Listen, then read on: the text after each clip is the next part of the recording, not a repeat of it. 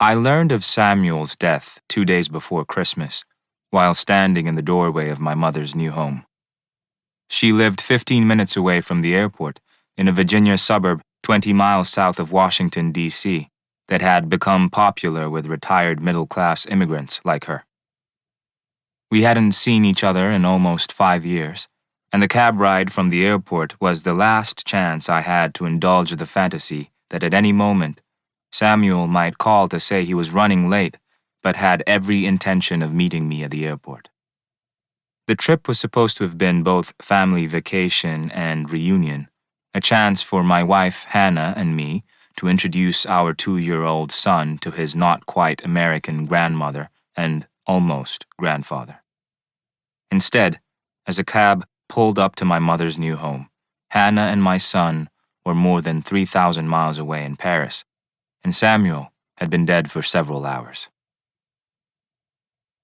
My mother told me the news of Samuel's death as soon as I dropped my suitcase at the bottom of the half-spiral staircase that led to the 4 bedrooms and 2 bathrooms she was so proud of.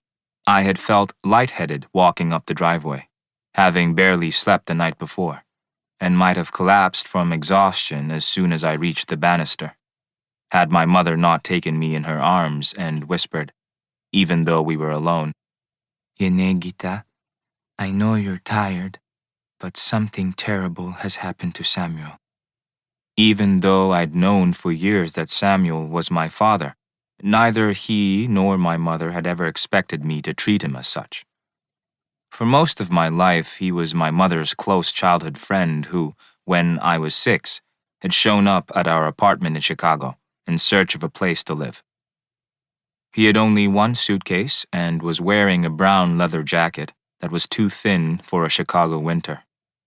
When my mother opened the door and found him on the other side, she seemed more resigned than alarmed to find him there, as if she had always known it was only a matter of time before he showed up at our door, unannounced and with nowhere to go. "We did everything together when we were younger," my mother told me when I first met him. "My father worked all the time. My mother was very quiet and liked to be by herself. On most days, there was nobody at our home but us and the servants. I would have been completely alone if Samuel wasn't there." According to my mother, that made Samuel something like an uncle to me, although I never called him that either. Only Samuel, or sometimes Sammy. She never shared how and why she and Samuel had left Ethiopia, nor did she ever say why, years later, he followed her to Chicago, and then the suburbs of Washington, D.C. Not long after he arrived, though, it seemed as if Samuel had always been an integral part of our lives. In Chicago, Samuel slept on our living room couch and, except for 1 long absence, was there most mornings when I went to school, and was often the first person I saw when I came home, something he often reminded me of when he thought I wasn't listening to him. "I'm not some stranger," he would tell me. "I hope you understand that. I know you better than anyone, maybe even your mother."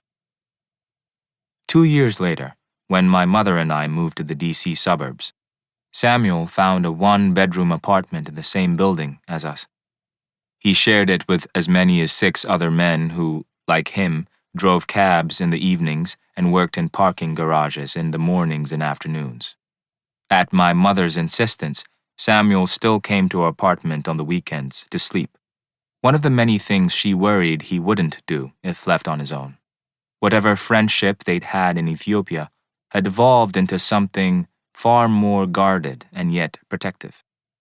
They barely seemed to speak directly to each other, but every night my mother made sure there was a blanket and pillow at the foot of the couch. It wasn't until Samuel met and then married Elsa that my mother began to relinquish her obligation to attend to him. I was 11 at the time.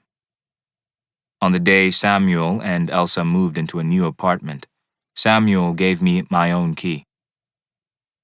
Elsa put her hands on my shoulders and insisted I come and go as I please.